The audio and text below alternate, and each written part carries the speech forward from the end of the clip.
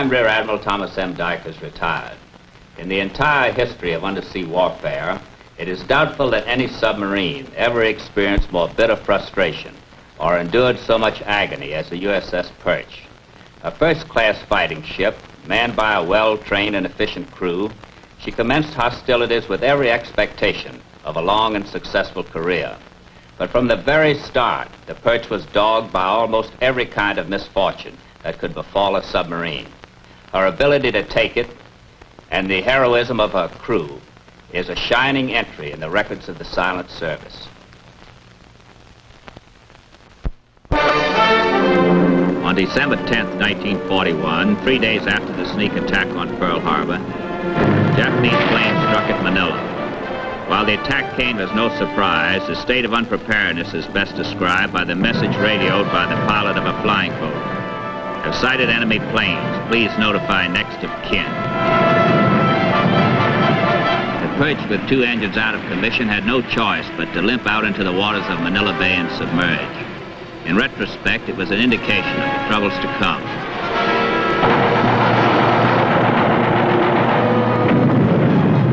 Two weeks after the bombing of Manila, the Perch, now in fighting trim, was on a maiden war patrol off Formosa. Her captain was Lieutenant Commander David A. Hurt of Pounding Mill, Virginia. The executive officer was Lieutenant B.R. Van Buskirk of San Diego, California. Lieutenant J.G.K.G. Shack of Mount Vernon, Washington, was the gunnery officer. And Lieutenant J.F. Ryder of Portland, Oregon, was diving officer. All of the officers and men were eager for combat. They got it on Christmas night. What's the normal approach course? 170. Left to 170. All ahead, full. Left to 170. All ahead full, sir. Open outer doors, forward. Stand by.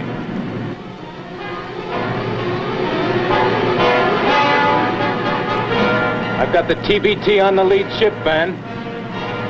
Estimated range 2500. Standing by forward. Outer doors open, sir. Stand by. Shoot!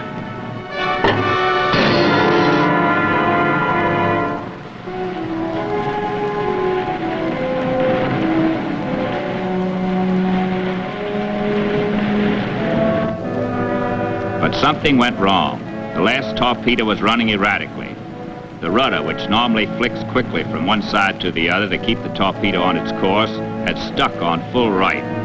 The deadly load of high explosive turned around and streaked right back towards the Perch.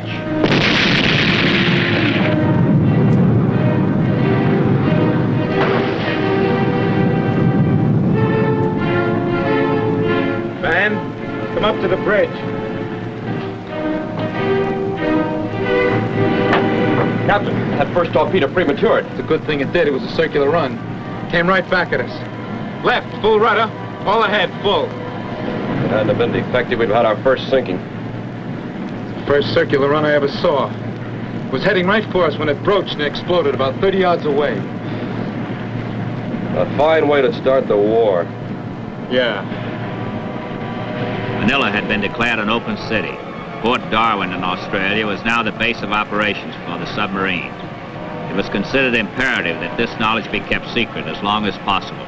On the night of March the 1st, the Perch was steaming on a westerly course approximately 12 miles northwest of Surabaya, Java. It was a clear moonlit night. Enemy ship, Captain. Just off the port bow. I see them. 2 destroyers. Clear the bridge.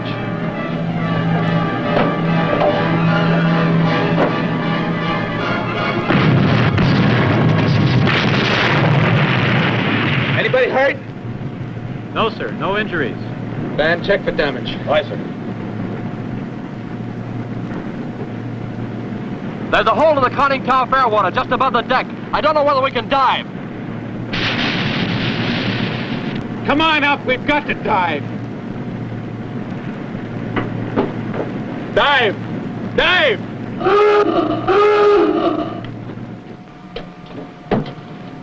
What's the damage? We took in some water through that hole, but it's sealed up now. Good. The antenna trunk's ruptured, Captain. The radio's flooded out. Better get it fixed. Ben, how much water do we have here? I didn't get a chance to get a good fix, Captain. If our position is correct, the chart showed 200 feet. You want a fathometer reading? No, you better not risk it. They could pick us up on their sound gear. Let's get an observation.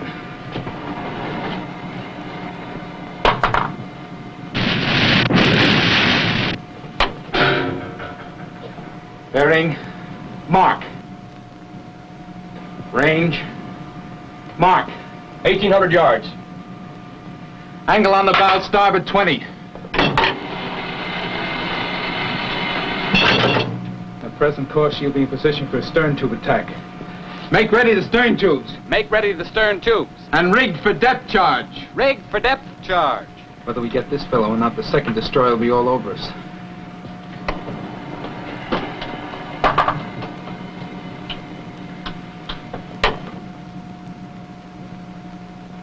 Coming in at high speed. Take it down to 180 feet.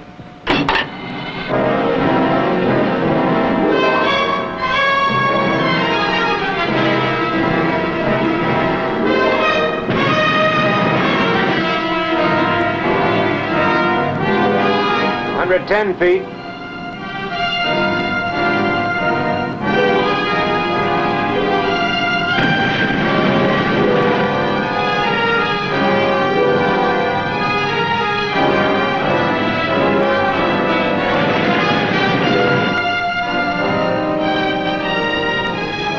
$145 feet.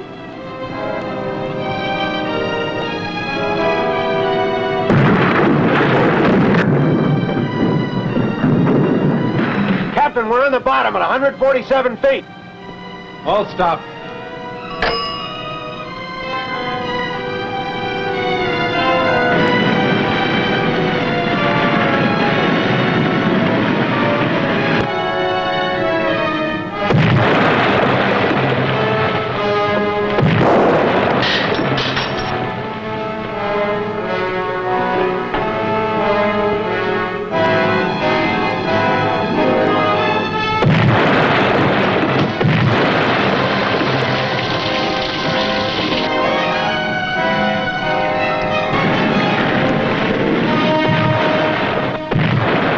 Starting another run.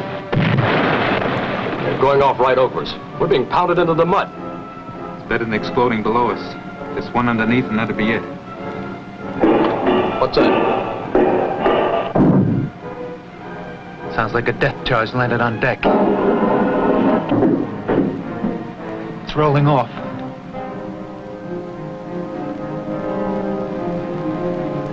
Must have bottomed before making its set depth. You better go below and see what damage we sustained. See if we can pull it free. Aye, sir. All back, 1/3. Lost power on the port shaft, Captain. Full voltage ground on both batteries. All stop. Let me know as soon as you've got some power. We'll get out from under this.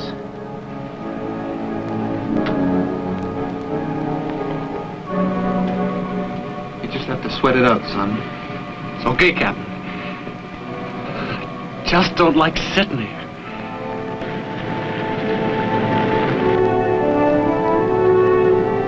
The Perch got up power on the starboard shaft, and after an hour of maneuvering, evaded the destroyers. Captain Hurt surfaced to inspect for damage. Captain, all the antenna insulators are broken. Take a look at the periscope span. Number 2 was frozen in the well. Yes, sir. Captain, depth charge fragments. There must be a bushel of them. Yeah.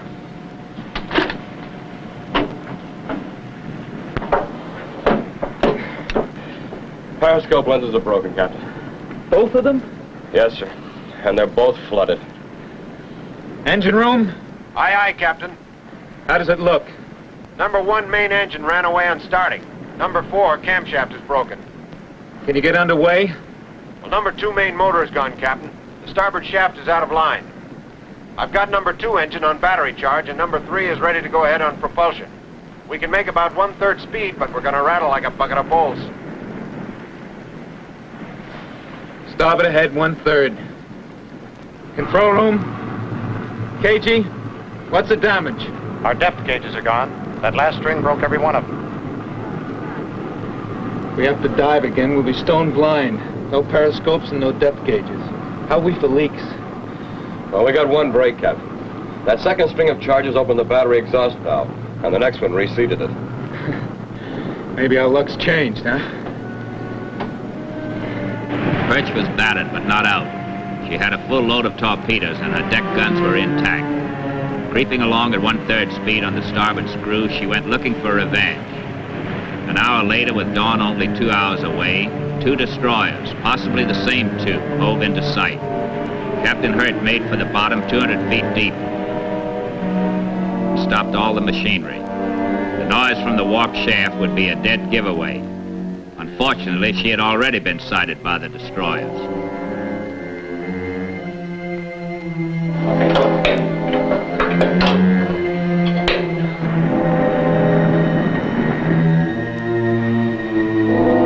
Why don't they get it over?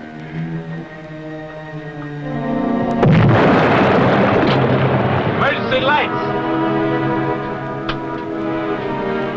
The telephone is out. Control room? Control room, telephone circuits are dead. Captain, telephone and alarm circuits are shorted. Set up a relay system. All orders will have to be passed by messenger.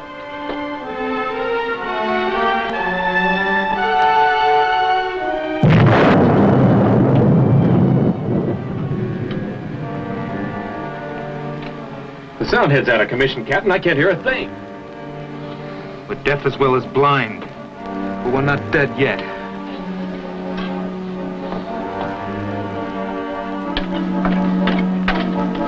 Any casualties? Just some bruises, Captain. Think they're gone? It seems like it, but we'll have to stay down till it gets dark. Conserve all the air you can.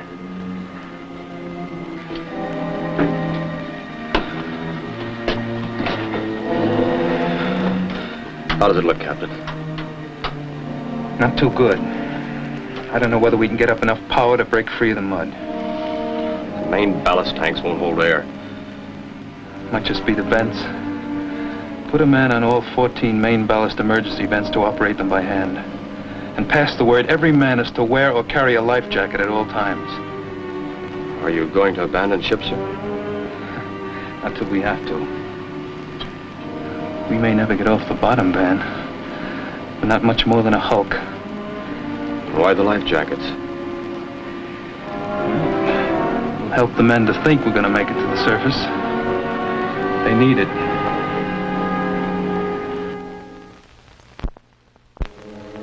Throughout the daylight hours of March 2nd, the Perch lay in the mud 200 feet down. She was badly injured and hemorrhaging internally. The barometer in the boat was smashed and no one knew the pressure. But the Perch was not yet dead and her ship's company was not ready to give up. Orders had to be relayed by messenger. There was a 240-volt ground on both batteries, but power was finally returned to the starboard shaft. By going ahead and astern at maximum power on the starboard shaft, the submarine was broken from the mud.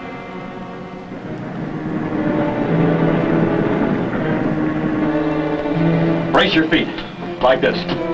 Now get a hold of his legs and hang on. Mr. Van Busker, what are we doing this for? With all the air leaks, we built up tremendous pressure. When that lets go, he's going to take off. All right, crack the hatch.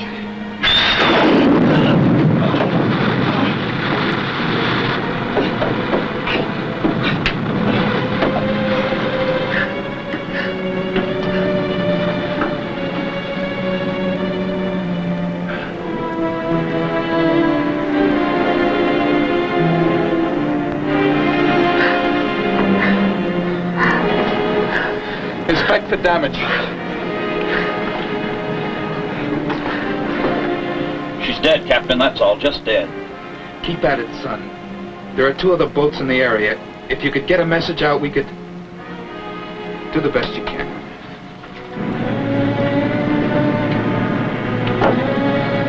Captain, the deck guns are useless. And Cagey says that none of the tubes can be fired. We can't fight and we can't run. Steer a course due north. See if the auxiliary engine is capable of putting some charge in the battery. We're going to have to make a trim dive before sunrise. We've got to have time to pump the bilges, Captain. The water in the engine room is almost up to the generators. 6 hours. That's as long as I can wait. The wounded submarine crawled through the night, making a bare 5 knots. Steering, of course, was impossible. The rudder could be moved only with difficulty to the left, and as it reached the midships, it would snap over quickly to full right. Hull leaks were so bad that bilge pumps worked at full capacity. The crew worked frantically in the half-darkened ship. The Perch was no more than a broken iron pipe, but she would not give up. They didn't know if it was possible to dive, or if once down they'd ever surface again. But unless they could submerge by daybreak, capture was inevitable. At 0400, Captain Hurt ordered a running dive.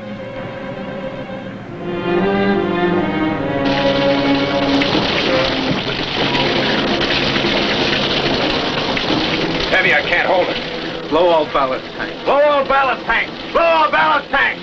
Captain, the conning tower hatch failed to seat. We're shipping water!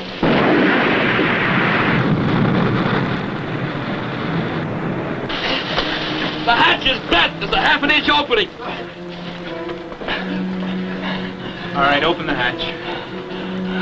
Lookouts to the bridge.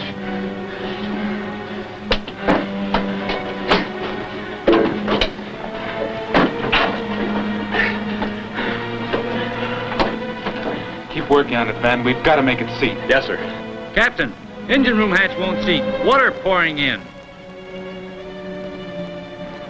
All right, son. We won't need it. We're not going to dive again.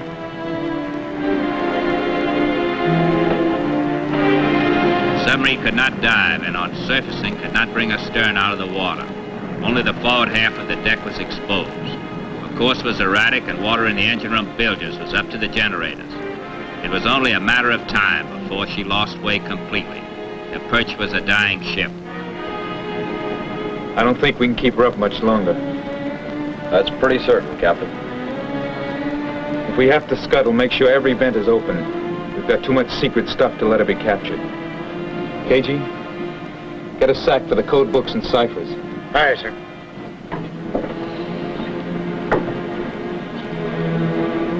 Torpedoes can't be fired. The deck guns are out of commission. We can't even dive. There's no use in just waiting to get killed.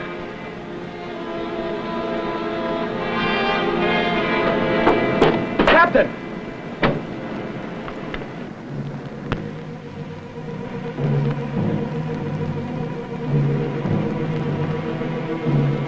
Three destroyers.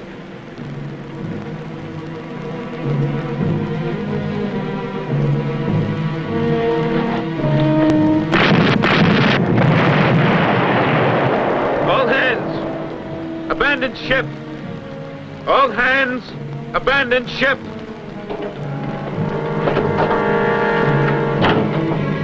When I give the signal, pass the order to open all vents, then get up on deck.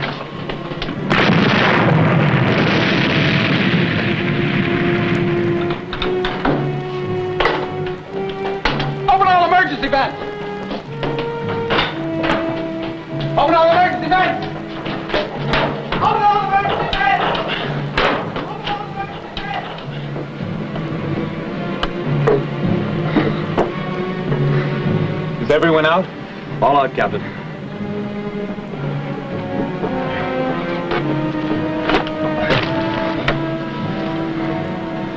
When you hit the water, don't panic. Your life jackets will hold you up. Swim clear of the ship, but try to keep together. You'll all be picked up. Good luck. I don't think those aft vents got opened.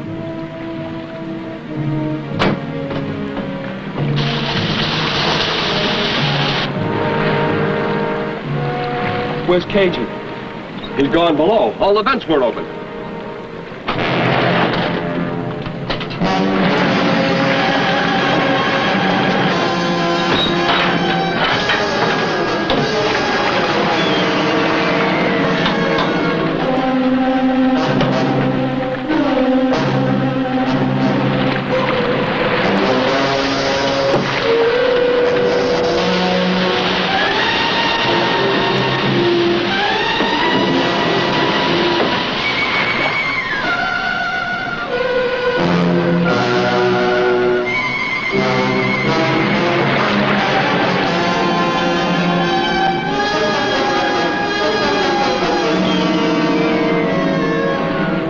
Where's Cagey?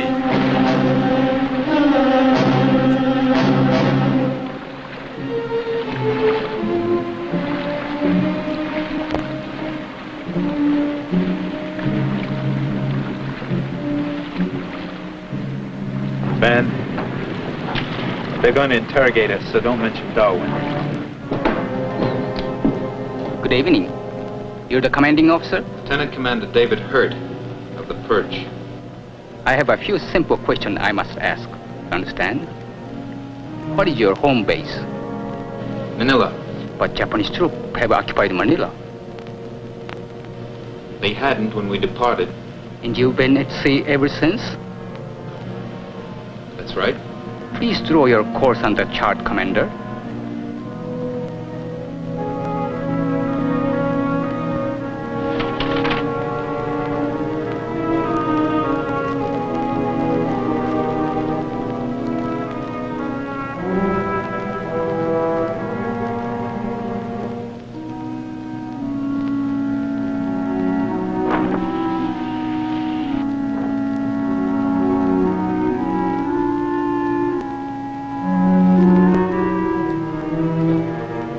I don't think this is completely accurate. That was our course.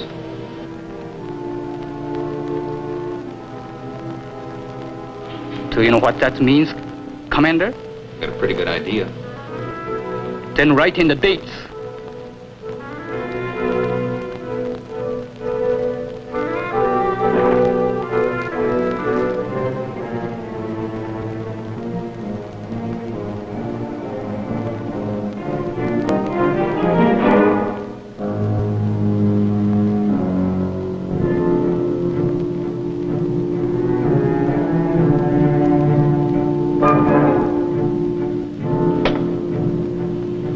Only two of them. That's all I'm going to write. What do you mean by that? Don't you remember the dates? I remember them, but they're the only two that matter. December 14th, 1941, the date we departed from Manila. And March 3rd, 1942. That's today. That's right. The day the Perch was lost.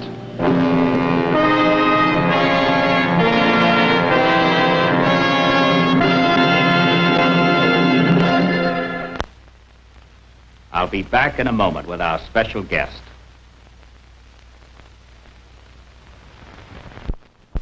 You have just seen the nightmare of the Perch, a ship that, despite the heroic efforts of her crew, was plagued with bad luck from the start. We have with us Commander B.R. Van Buskirk, retired, who is her executive officer. Van, I'm sure everybody would like to know what happened to the officers and men of the Perch after she went down. The entire crew got into the water safely, although we never thought Cagey Shot was going to make it. I believe that as a result of your report on Cage's actions, he was awarded the Navy Cross. Yes, he was, and he deserved it. I never saw a finer example of raw courage. I don't think anyone will dispute that, but possibly only a submariner would ever appreciate the courage it took to go back into an already sinking ship. After everyone got in the water, what happened? We were all picked up. I was interrogated just about in the same manner as the skipper. I got this business, too. Did they ask you to chart your course, too? They did, but they made the mistake of unrolling the same chart. I had only a second's glance at it before one of the Japanese officers grabbed it. But it was enough. The course I drew on the fresh chart couldn't have been more than 1/4 of an inch off the one the skipper drew. Captain Hurt must have been pretty worried that your courses wouldn't jibe. I think he was. But there was one thing about the skipper. The rougher it was, the more quiet and calm he became. I had enormous admiration for Captain Hurt. He was a big man. Did the whole crew get home after the war? All but 5 who died in prison camp before the war's end. It must have been a terrific ordeal. Van, I want to thank you for being with us. I thank you, Admiral. Be with us again when we bring you another dramatic and true story of the silent service. Take her down and up in line through the deep blue underneath the ocean. We'll control the ocean's wide from down, down underneath the sea. Safe and forth, we'll pass the word in the future's yet to be. That we're safe as long as there's a submarine, they're underneath the sea. So make for dive and take the down. Down, go down, down, underneath the ocean. Fearless man will find me now. In the deep blue, underneath the sea.